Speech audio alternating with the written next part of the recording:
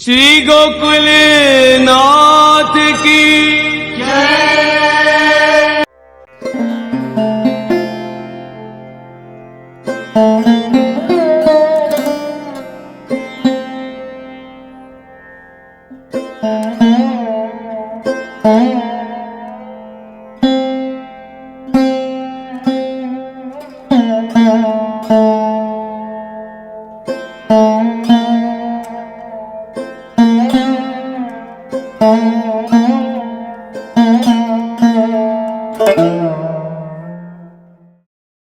आज को विषय नहीं है, केवल ग्रंथ उपक्रम, ग्रंथ नो प्रारंभ। श्री लालू भट्ट जी आज्ञा कर रहे हैं कि अथ पुष्टि मार्गीय सेवा किम प्रमाण मूलिका इत्यादि विचार आरभ्यते। अब हमें 246 के आगे की जो कृष्ण सेवा परम वाली जो कारिका है, गुरु के लक्षण निबंध में, वो जरा निकाल दीजिए। अभी ये चल रहे थे, फिर बाद में वो निकाल दिया। अर्थ अर्थ जो है ना, वो मंगलवाची है। जब भी कोई प्रकार प्रारंभ किया जाए, जब भी कोई शुरुआत हो, चाहे ग्रंथ की शुरुआत हो, वो अर्थ शब्द से करी जाए, और अर्थ शब्द जो है वो मंगलवाची है। देखो वही प्रारंभ किया है कि अर्थ पुष्टि मार्गीय सेवा किम प्रमाण मूलिका इत्यादि विचार आरभ्यते। जे सेवा આપણે કરીએ છીએ પુષ્ટિ માર્ગીય સેવા, એના મૂળમાં પ્રમાણ શું છે એ વિચાર શ્રી લાલુ ભટ્ટજી આ ગ્રંથમાં સેવા કૌમુદી નામના ગ્રંથમાં કરી રહ્યા છે। આ ગ્રંથના બે ભાગ છે, પૂર્વાર્ધ અને ઉત્તરાર્ધ। પૂર્વાર્ધમાં નવલક્ષણા ભક્તિનું સ્વરૂપ પ્રતિપાદન કરેલું છે, અને ઉત્તરાર્ધમાં સેવા પાછળની જે તાત્વિક ભૂમિકા છે એ ઉપદેશ કરેલો છે। એ તત્વ વિચાર સેવાનો એ ઉત્તરાર્ધમાં એનો વિચાર કરવામાં આવેલો છે। એના માટે આપણી પાસે સમય નથી। આ પણ પૂર્વાર્ધ પણ પૂર્ણ થશે કે કેમ, પણ છતાંય આપણે પ્રયાસ કરીએ છીએ। એટલે શ્રી લાલુ ભટ્ટજી અહીંયા આજ્ઞા કરી રહ્યા છે કે જે સેવા આપણે કરી રહ્યા છે, આપણા પુષ્ટિ માર્ગની સેવા, એ સેવામાં પ્રમાણ શું છે, સેવાનું જે ઇન્ફ્રાસ્ટ્રક્ચર જે પ્લાન્ડ આઉટ કરેલો છે શ્રી મહાપ્રભુએ, એ કયા કયા આધારો લઈને એની પ્લાનિંગ કરવામાં આવેલી છે। जब भी अपन कोई बिल्डिंग को निर्माण करें, वह बिल्डिंग के निर्माण के अंदर अपन पहले पाया को काम करें। वो पाया को काम करके और फिर वाकई ऊपर अपन भवन खड़ो करें। पाया जितना अपना मजबूत होएगा, उतनी इमारत बुलंद हो पाएगी और अपन वह सशक्त इमारत बन पाएगी। तो श्री लालू भट्ट जी वह सेवा, जो सेवा को अपन के यहाँ जो सेवा कर रहे हैं, वह को प्लानिंग अपन को बता रहे हैं कि वो किन किन पायान पे खड़ी हुई है, वह को स्ट्रक्चर क्या है। श्री महाप्रभु ने किन इंफ्रास्ट्रक्चर पे ये सेवा की अवसंरचना बनाई हुई है, और बाकी 4-5 इंफ्रास्ट्रक्चर है, वो बहुत सशक्त इंफ्रास्ट्रक्चर है, वो समझ लो। सबसे पहले है वेद। अपनी सेवा कहीं न कहीं वाको इंफ्रास्ट्रक्चर को जो प्लान हो रहे वहां में वेदोक्त प्रकार है। दूसरो तंत्रोक्त प्रकार, तीसरो भागवतोक्त प्रकार, स्मृत्युक्त प्रकार, और इन चारों जो स्तंभ हैं, वो स्तंभ जहां पे खड़े भरे हैं वो है व्रज भक्तन को आचरण। यानी इन सबके पीछे जो बेस है बड़ो, वो है व्रज भक्तन को आचरण। क्योंकि वाकु कोई भी प्रकार के द्वारा प्रमाणित होने की आवश्यकता नहीं है, वो सर्वोच्च प्रमाण है। जैसे वेद के लिए कहें कि वेद क्या है, वेद अपने आप में प्रमाण है। वेद शास्त्र कोई के सापेक्ष नहीं है कि उनको कोई प्रमाणित करे। यानी ये वेद जैसे स्वतः प्रमाण माने गए हैं, ऐसे ही जो व्रज भक्तन को प्रकार है, जो आचरण है, वो आचरण प्रमाण है। न वाकु वेदोक्त प्रकार की आवश्यकता है, न वाकु जो है स्मृत्युक्त प्रकार की आवश्यकता है, न वाकु तंत्रोक्त प्रकार की आवश्यकता है। तो सबके बेस में जो अपन कर रहे हैं, और श्री महाप्रभु ने वही चीज मुख्य रूप से स्वीकार्य है कि अपनी सेवा में जिन जिन व्रज भक्तन ने जो जो आचरण किए, मनसा वचसा कर्मणा जो अभिव्यक्ति करी, वो ही मुख्य अपने सेवा में वो सारे आचरण कुछ स्वीकार किए गए। कुछ कुछ वेदोक्त प्रकार भी मिल रहे हैं, कुछ कुछ तंत्रोक्त प्रकार भी मिल रहे हैं, भागवतोक्त प्रकार है ही, पर इन सबके पीछे जो मुख्य आधार है वो है श्री ब्रज भक्तन को आचरण। यानी वो सबसे बड़ो मुख्य आधार है अपने सेवा को। तो सेवा को जो इंफ्रास्ट्रक्चर प्लान आउट किया सवेरे से लेकर के शाम तक, वो सवेरे से शाम तक कुछ चीजें अपन ने वेद में से ले ली, कुछ अपने तंत्रन में शू लई, कुछ अपने स्मृति में शू लई, कुछ भागवत में शू लई, और वो सारों को आधार जो है इन सबके अलग शू, इन सबन को हटा करके जो मूल आधार है वो है ब्रज भक्तन को आचरण, क्योंकि वहां में कोई भी प्रमाण की आवश्यकता नहीं है। और वो सब ले करके वो भक्ति को स्वरूप, जाको अपन नवधा भक्ति कह रहे हैं, दूसरे शब्दन में नवलक्षणा भक्ति, वाको स्वरूप प्रतिपादित किया। अब ये विचार श्री लालू भट्ट जी को आयो कैसे, वहां के संदर्भ में अपन श्री महाप्रभु के कुछ वचन मननीय है वो देखना चाहेंगे, और वो है कृष्ण सेवा परम वीक्ष दंधादि रहित नरम। ये श्री निबंध में श्री महाप्रभु ने जो गुरु के लक्षण बताए, वहां में कुछ वाक्य लिखे हैं, वो वाक्य जरा निकालो। आए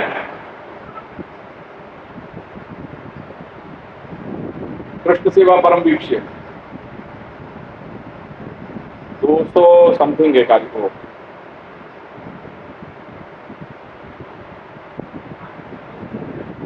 आ गया। अब वाक्य सेकंड पेज पे जाओ,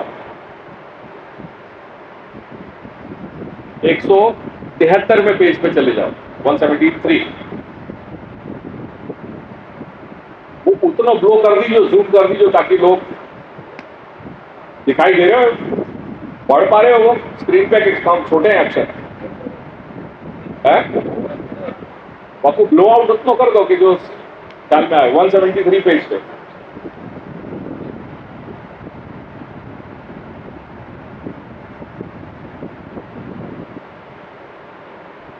निकाले, आगे देख लो, शब्द देखो, श्री महाप्रभु के सेवा च दिखाई दिए।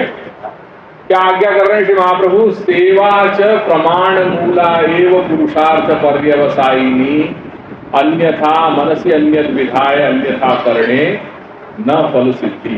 ये वाक्य में कई जगह मैं मेरे वक्तव्य में कहूं, श्री महाप्रभु क्या आज्ञा कर रहे हैं कि सेवा च प्रमाण मूला एवं पुरुषार्थ पर्यवसायिनी। जे सेवाना प्रकाરમાં શાસ્ત્રોના પ્રમાણ મળતા હોય એ જ સેવા પુરુષાર્થને, જીવાત્માના સેવક વૈષ્ણવના પુરુષાર્થને સિદ્ધ કરનારી હશે। જે સેવાના મૂળમાં શાસ્ત્રોનો પ્રમાણ મળતો હોય, मेरी गुजराती चिंता वक्त नहीं, गुजराती को अगड़म बगड़म आई, सिर्फ आप लोगों के साथ में संवाद क्रिएट कर सकूं, वाह हेतु जी ने बोल रहा करके अपने बार बार ये बात समझाई जा रही है कि न कोई मिश्री को प्रकार है, न कोई दूधघर को प्रकार है, न कोई सकड़ी को प्रकार है, न कोई सकड़ी को प्रकार है। प्रकार है तो वो एक ही है, और वो है कृष्ण सेवा। और वो कैसे करनी चाहिए? शास्त्रम अवगत्य मनोवाक्य है ही कृष्ण सेव्या। अब मेरा धर्म संकट क्या है ये भी समझ लो, एक कैसे धर्म संकट सामने है। पिछले कई वर्षों से मैंने ये छूट दे देंगे, छूट इन द सेंस के मैं ये बोलूं, जब भी वैष्णव आवे कि जैसे आ प्रकार करिए छे, कोई कोई वक्त अनसकड़ी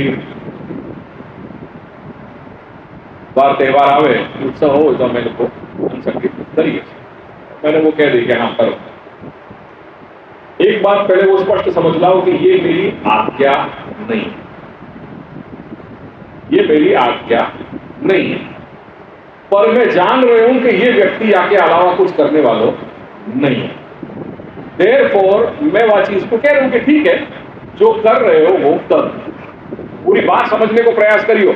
क्या क्यों? क्योंकि कई जगह ये मुद्दा, ये मैंने बंबई में भी चर्चा करी थी, ये कहीं लोगन के मन में, कहीं कोई कह रहे हैं कि ना अपना घर में नाच था, नाच कराए, सेवा तो समर्पित जीवन प्रणाली ની જ હોય, દૂધનો કોઈ પ્રકાર નથી, અંસકડીનો કોઈ પ્રકાર નથી, મિશ્રી ભોગનો કોઈ પ્રકાર નથી। વાત સાચી છે કે એવો કોઈ પ્રકાર નથી, પણ હું આજ્ઞા આપી રહ્યો છું, એટલે આજ્ઞા ઇન ધ સેન્સ કે આજ્ઞા આવી જ, એમાં મારો ભાવ એવો છે કે જે કરો તે પ્રેમપૂર્વક કરો, જેટલું થાય તમે કરો, કેમ કે એ ના પાડવું એ પણ યોગ્ય નથી। શા માટે? કેમ કે શ્રી પ્રભુની એવી આજ્ઞા છે કે પત્રમ પુષ્પમ ફલમ તોયમ યોગે ભક્ત્યા પ્રયચ્છતિ। જે કંઈ પણ કરો તે પ્રેમથી કરો, અને જે કંઈ પણ ભગવાન માર્ગ ઉપર જે કંઈ પણ કરી રહ્યા છો મનસા વત્સા કર્મણા, એ વસ્તુ કદીએ વ્યર્થ જતી નથી, એવા શ્રી પ્રભુચરણના વચનો છે। કૃત ભજનસ્ય વૈયર્થ્ય અસંભવા જન્માંતરે તત્ ફલિષ્યતિ. વાક્ય શું છે? કૃત ભજનસ્ય વૈયર્થ્ય અસંભવાત. જે કાંઈ પણ ભગવાન માર્ગ ઉપર, આધ્યાત્મના માર્ગ ઉપર જે કાંઈ પણ આચરણ હોય એ આચરણ કદીએ વ્યર્થ જતું નથી. કૃત ભજનસ્ય વૈયર્થ્ય અસંભવાત. જન્માંતરે તત્ ફલિષ્યતિ. એ આ જીવનમાં તો નહીં થાય, કેમ કે આપણી ખંડશઃ વૃત્તિ છે ભક્તિ. ખંડશઃ વૃત્તિ, ટુકડે ટુકડે જે આપણે ભક્તિ કરી રહ્યા છીએ, તેથી એક સશક્ત ભક્તિનું સ્વરૂપ પ્રકટ નહીં થાય. તેથી સંભવ છે કે આ સમયમાં કે આ કાળમાં કે આ તમારા જીવનમાં એ ભક્તિ ફલિત નહીં થાય, પણ છતાંય એ વ્યર્થ જતી નથી. એટલે કદાચ આ જીવન કાળમાં નહીં તો બીજા જીવનમાં તમારી આ ભક્તિ ફલિત થશે. શ્રી પ્રભુચરણે આજ્ઞા કરી કે કૃત ભજનસ્ય વૈયર્થ્ય અસંભવાત જન્માંતરે તત્ ફલિષ્ય. એ અન્ય જન્મમાં ફલિત થશે. તેથી આ વાક્યોનો આદર કરીને મેં છેલ્લા અમુક વર્ષોથી આ કહેવાનું શરૂ કરી દીધું કે જે કરો છો તે કરો, પ્રેમપૂર્વક કરો, જેટલું થાય કરો. એનું મતલબ એ નથી, સર્વથા નથી કે મેં એમાં એને વેલિડેટ કરી દીધું કે આ દૂધરની સેવાની કે મિશ્રી ભોગની સેવાની અમને આજ્ઞા મળી ગઈ. એવું કહેવાનું તાત્પર્ય મારું નથી. પણ મારી સામે એક બહુ મોટો ધર્મ સંકટ છે કે હવે આગળ શું કરવું, કેમ કે દિવસે દિવસે આવી પરિસ્થિતિ વધતી જાય છે.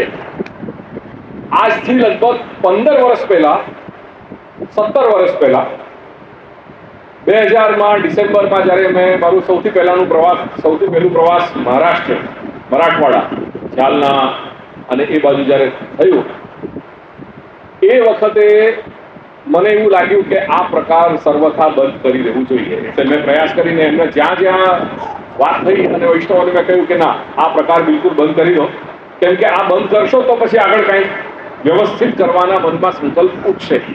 જો આ ચાલુ રાખશો તો પરિવર્તનની કોઈ મને આશા દેખાતી નથી. એટલે મેં કીધું ચલો ચાલુ રાખ, આને બિલકુલ બંધ કરો, કાંઈ પણ ના રાખો, ફક્ત ઠાકોરજીને સન્મુખ બેસી અને પાઠ કરી લો, એક પુષ્પની માળા ધરાવી લો, અને જો એ પણ સંભવ ના હોય તો છૂટા પુષ્પ 4 લઈ અને શ્રી પ્રભુના ચરણારવિંદમાં ધરી અને જે નીતિ નિયમના પાઠ છે એ પાઠ કરી અને વાઇન્ડ અપ કરી દો. એ પ્રકાર મેં શરૂ કર્યું.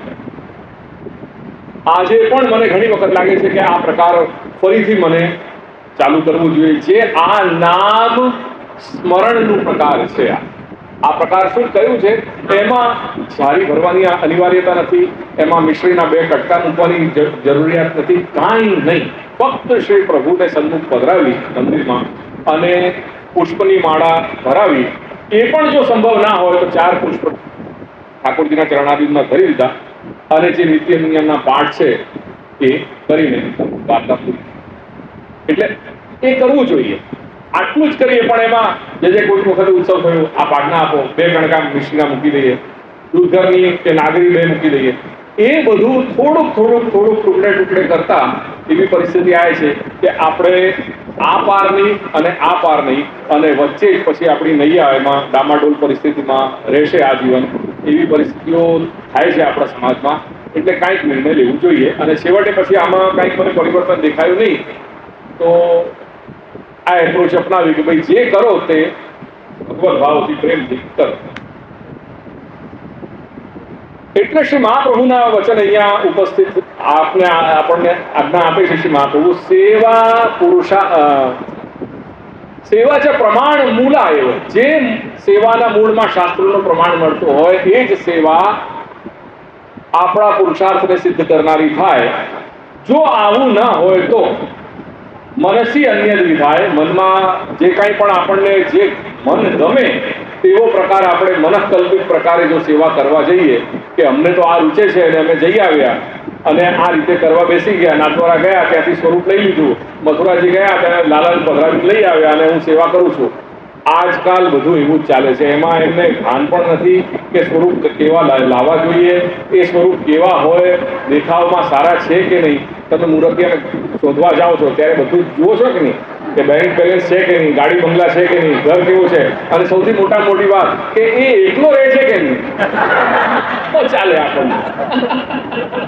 ત્યારે લૌકિકમાં આટલું બધું વિચાર કરતા હોઈએ તો જે લૌકિક અને અલૌકિકમાં અહીં અને ત્યાં જે સાથ આપશે એને શોધવામાં શા માટે આવી બેદરકારી કે જઈ આવ્યા અને કોઈ પધરાવી દીધા, કોઈ વૈષ્ણવ આવે એમને આપી દીધા અને લઈ આવ્યા અને સેવા કરીએ છીએ, કબાટમાં મૂકી રાખીએ છીએ. કોઈ જગ્યાએ તો પેલું જે સ્ટેરકેસ હોય ત્યાં જો જગ્યા મળી હોય ખાંચો તો ત્યાં પણ પધરાવી જગ્યાએ કે આ વાંધો નહીં. ઘણી વખત આવા બધા આપણે બાંધછોડ કરતા હોઈએ. એક મુંબઈમાં કોઈ વૈષ્ણવ છે, એમ વેલ ટુ ડુ છે અને બિલકુલ એમને ઇન્ટિરિયર વગેરે ઘરમાં બહુ સારી રીતે કરી રાખ્યું છે. એમને એક સાથે કીધે આ નવું ઇન્ટિરિયર બધું કરેલું છે, રેનોવેશન થયું છે, એક વખત પધારો. ઠીક છે, આવીશું. એમને 2 ફ્લેટ લીધા છે, એક નીચે અને એક ગ્રાઉન્ડ, એક નીચે છે અને એક ઉપર છે, અને વચ્ચેથી એમને પેલું નીચે જવાની જગ્યા કરી રાખી. હવે જે સ્ટેરકેસ છે, જેમ મને નીચે લઈ ગયા કે નીચે બધું મેં કરી રાખ્યું છે, એટલે નીચે સ્ટેરકેસમાં જતા જોયું તો સ્ટેરકેસના ખૂણામાં ગણપતિજી બિરાજતા હતા. મને નવાઈ લાગી કે આ ગણપતિજીનું આ જગ્યા આ સ્ટેરકેસની પાસે કેમ આ મૂકી રાખ્યા છે. પછી જે ઇન્ટિરિયર વાળા જે આર્કિટેક્ટ હતા એમને આ પ્લાનિંગ કરીને આપેલી છે કે અચ્છા, એટલે ગણપતિજી છે એ ઇન્ટિરિયરના કે શોભાના એક ઓબ્જેક્ટ થઈ ગયા, એ દેવ નથી, એટલે આપણે જ્યાં મન ફાવ્યું ત્યાં આપણે પધરાવી દીધા. એટલે આવી જ કંઈક મનોવૃત્તિ આપણી થઈ રહી છે કે જ્યાં મન ફાવે ત્યાં. એક અહીંયા અમદાવાદમાં હું હમણાં વચ્ચે એક પધરામણીમાં ગયો. એ પધરામણીમાં લગભગ 2 કરોડ રૂપિયા એમને ખર્ચ્યા છે ઇન્ટિરિયરમાં. બહુ વિશાળ બંગલો, 2 કરોડનું તો ઇન્ટિરિયર હતું. સેન્ટ્રલી એસી બધા જગ્યામાં, પણ ઠાકોરજીના રૂમમાં ગયા એટલે એસી નહીં. કીધું કે આ શું થયું, અહીંયા તો કઈ રાખ્યું નથી, અને તમારા પોતાના સોફા તો પૂરા 3-3 લાખ રૂપિયા 4-4 લાખ રૂપિયા તમે ઇટાલિયન સોફા બધા મૂકેલા છે, કેમ અહીંયા બાંધછોડ કેમ આવું થઈ? એ જ વખતે હું એક ઘરથી નીકળી જ ગયો. મને ગમ્યું જ નહીં આ તમારું. આ તમે કેવું વિચાર કરી રહ્યા છો? ઠાકોરજી માટે આવું આવી વૃત્તિ 2 કરોડનું તમે ઇન્ટિરિયર કરી રહ્યા છો, અને ઠાકોરજી માટે તમને 20,000નું તમને એક 25,000નું એસી મૂકતા તમને તકલીફ થાય. આ કેવી પરિસ્થિતિ? ઠાકોરજીના વસ્ત્ર આવીએ છીએ, આપણને દર વર્ષે 4-4, 5-5 નવી સાડીઓ જોઈએ છે, પેન્ટ શર્ટ લઈએ છીએ, આપણા જીન્સ લાવીએ છીએ, બધું જ આપણે નવું કરીએ છીએ. પણ ઠાકોરજીના વસ્ત્ર ક્યારે લાવ્યા હશે? 6 વર્ષ થઈ ગયા હશે, 8 વર્ષ થઈ ગયા હશે, ત્યારે આપણે ઠાકોરજીના વસ્ત્ર લાવ્યા હશે કે નવા કર્યા હશે. બિલકુલ મેલા ગંદા થઈ ગયા હોય છતાંય ચાલતા હોય. પ્લાસ્ટિકની માળાઓ ચાલતી હોય, પ્લાસ્ટિકની માળા. અરે કોઈ દિવસ એ પહેરો ને જે ઠાકોરજીના જે ક્વોલિટીના ઠાકોરજીને જે અંગીકાર કરાવો છો એ પોતે પણ પહેરીને અને પછી સોશિયલ ફોર્મમાં, લગ્નમાં અને બધામાં એ પહેરીને જાઓ ને એ ક્વોલિટીની માળા, બધી બિલકુલ નવી પ્લાસ્ટિકની. વિચાર તો જુઓ કેવા વિચાર થઈ ગયા છે આપણા. પણ ઠાકોરજી માટે વિચાર બધું ચાલે છે. આ ખોટી વાત કહું છું, મને કહેજો. એનીવેઝ, સેવા છે પ્રમાણ મૂલા એવો પુરુષાર્થ પર્યવસાયી, અન્યથા મનસી અન્ય વિધાય, અન્યથા કરણે ન ફલ સિદ્ધિ. હવે આવી જાઓ લાલુ ભટ્ટજી ઉપર.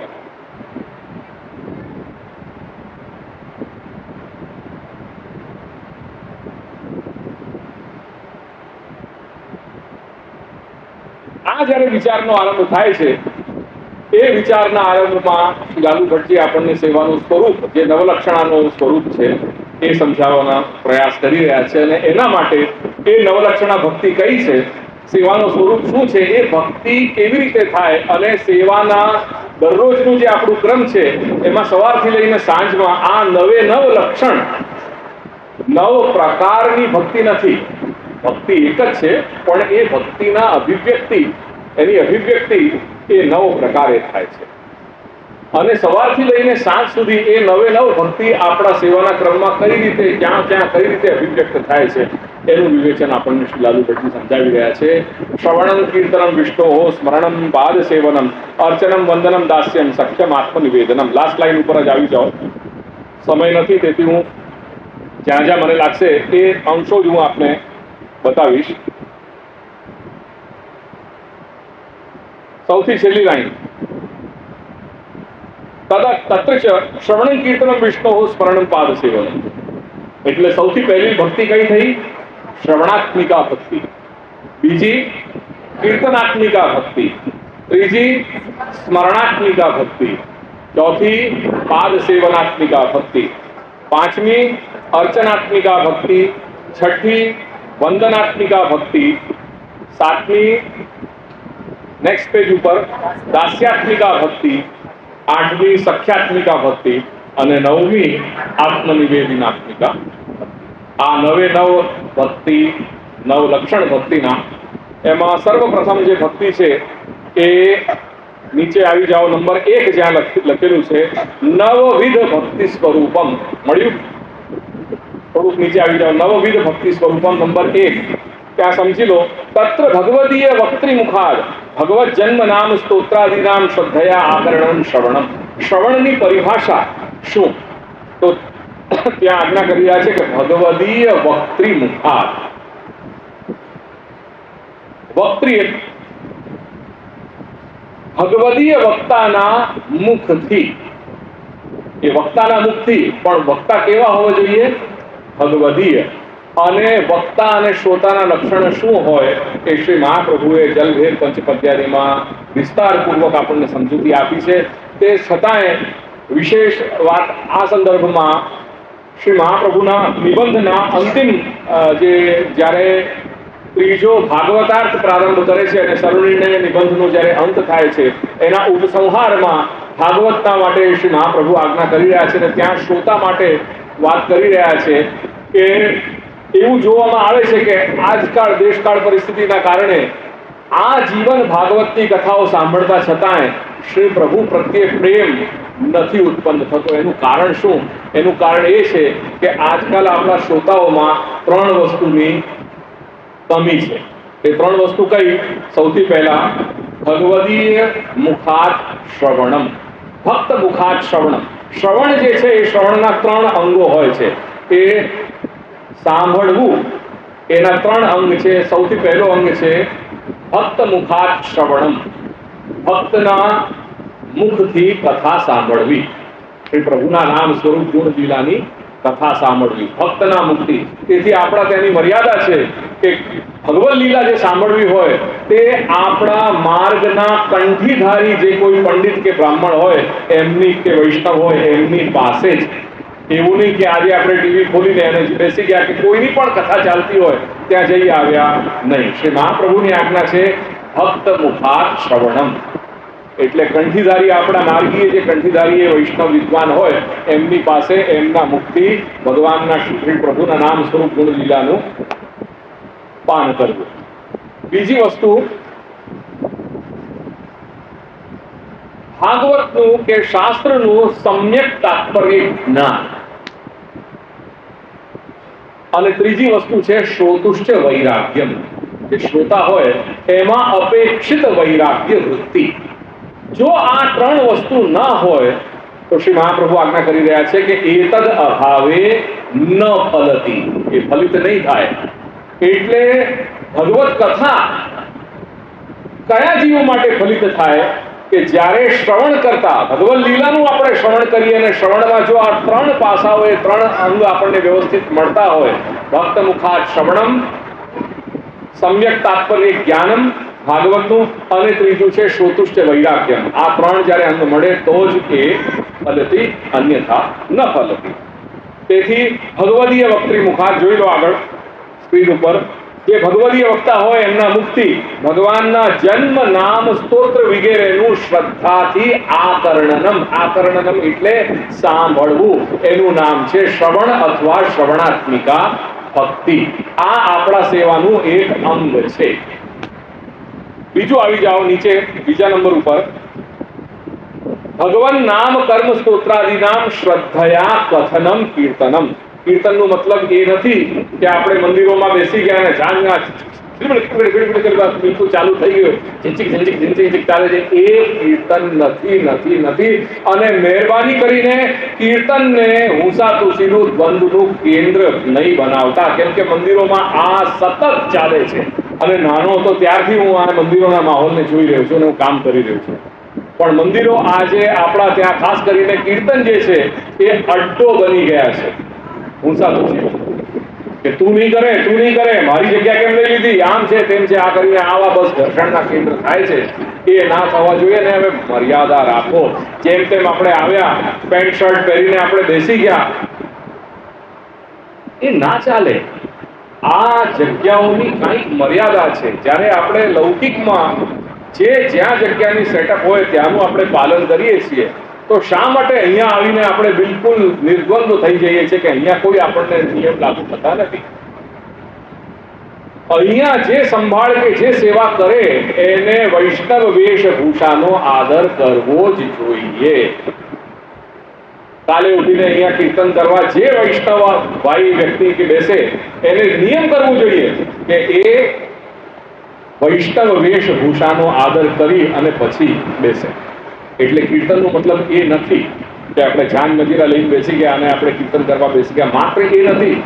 પણ કીર્તન એટલે ભગવાન નામ કર્મ સ્તોત્રાદિ નામ શ્રદ્ધયા કથનમ.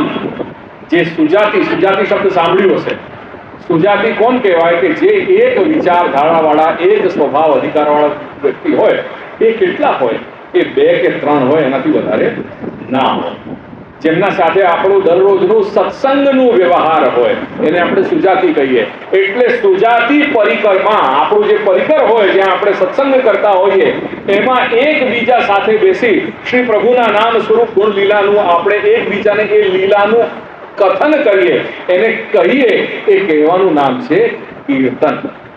જે પદ કરી રહ્યા છે એ પણ છે, પણ એ જ કીર્તન ના કહેવાય. આપ લીલાનું પાન કરાવો કોઈને કહી રહ્યા છો, એ કહેવાનું તાત્પર્ય પણ કીર્તન જ છે. એટલે શ્રી પ્રભુના નામ સ્વરૂપ ગુણ લીલાનું આકરણ એને સાંભળવું તે શ્રવણાત્મિકા ભક્તિ.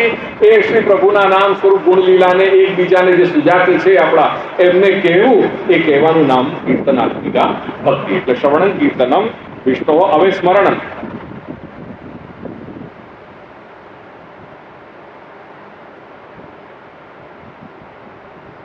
ભગવત સ્વરૂપ લીલા પરિકર આદિ નામ શ્રદ્ધયા ચિંતનમ સ્મરણમ. શ્રી પ્રભુના નામ સ્વરૂપ ગુણ લીલાને શ્રદ્ધા સહિત એનું ચિંતન કરવું.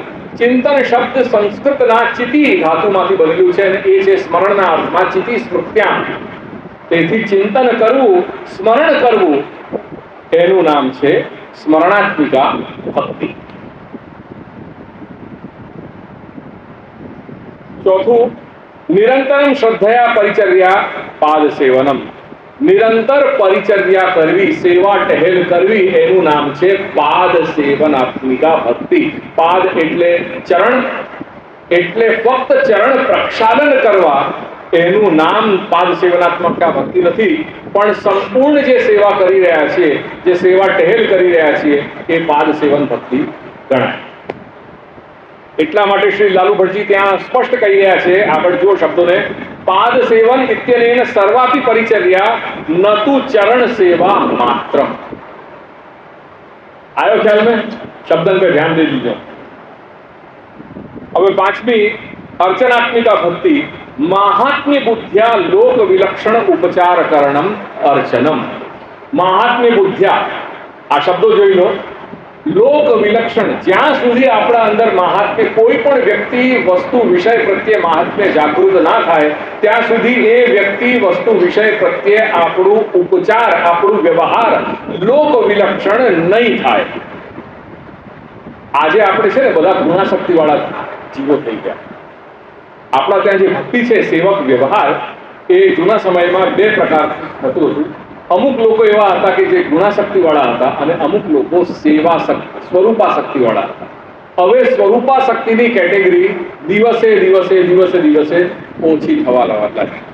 સ્વરૂપાશક્તિ વાળા જીવો એવા હતા વૈષ્ણવો કે જે લોકોને કોઈ પણ પ્રકારની લીલા હોય પણ એમને કદી અભાવ ચિત્તમાં નહોતું આવતું. એ વ્યક્તિ, એ પુરુષ પ્રત્યે, એ પદાર્થ પ્રત્યે, વિષય પ્રત્યે કદી એમને ચિત્તમાં અભાવ કે ખોટું નહોતું લાગતું. કેમ કે એમની એ ભગવત સંબંધી એ પદાર્થ વ્યક્તિને ભગવત સંબંધના કારણે એ જોતા હતા એ વ્યક્તિને. એટલે એમના માટે સ્વરૂપ તરીકે જ બધું હતું.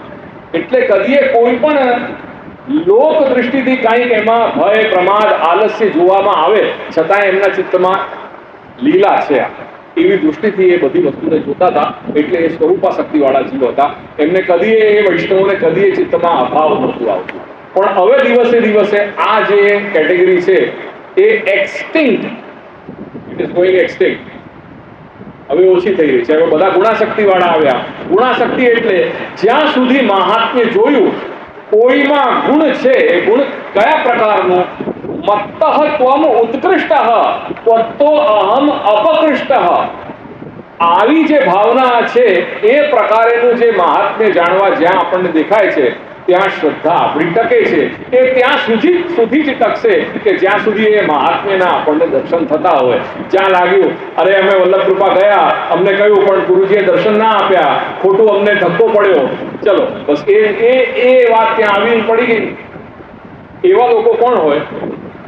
આ લોકો ગુણાશક્તિ વાળા લોકો, કે કાંઈક અંદર જોયું, કાંઈ ગમ્યું નહીં એટલે આપણી શ્રદ્ધા ત્યાં પૂરી થઈ ગઈ. ભાઈ 2 વખત જઈને આવ્યા, હવે જવાનમાં કોઈ મજા નથી, જઈએ જે ભારે વળી એ જવાબ મળે છે કે બેસ્યા રહો, અડધો કલાક સુધી અમને બેસવું પડે છે. ગોકુલ ગયા, દર્શન ના મળ્યા, ચરણ સ્પર્શ ના થયા. આ બધા જ એવું ના વિચાર્યું કે અમે ગોકુલ ગયા, એ ગોકુલ જવું, શ્રી દાદાજીનું ના સન્મુખ થવું, એ ત્યાં જ અમને ફળ મળી ગયું અમારી યાત્રાનો. અમે ગુરુદ્વારે ગયા કે વલ્લભ કૃપા ગયા, એ વલ્લભ કૃપા અમે અંદર પ્રવેશ કર્યો, એ પ્રવેશ અમારું તીર્થ છે, ત્યાં જ અમને ફળ મળી ગયું. ગુરુજી છે કે બિરાજે છે કે નથી બિરાજતા એની અમને અપેક્ષા નથી, પણ ત્યાં જઈ આવ્યા એ અમારું જવાનું ત્યાં સાર્થક થયું. એ અમારું સમય જે અમે વિચાર કર્યું કે અમે ઘરેથી ત્યાં ગયા, એ અમારું જીવન ખરેખર સુકૃત થયું જીવનમાં. એ જે વિચાર આવવું જોઈએ ને, એ જે નથી આવતું એટલા માટે કેમ કે હવે આપણે બધા ગુણાશક્તિ વાળા જીવો થઈ ગયા છે. તેથી મહાત્મ્ય બુદ્ધિ આવે. જ્યાં મહાત્મ્ય બુદ્ધિ એટલા માટે અપેક્ષિત છે. ભક્તિનું સ્વરૂપ પરિભાષા શું છે? ભક્તિની પરિભાષા બોલો.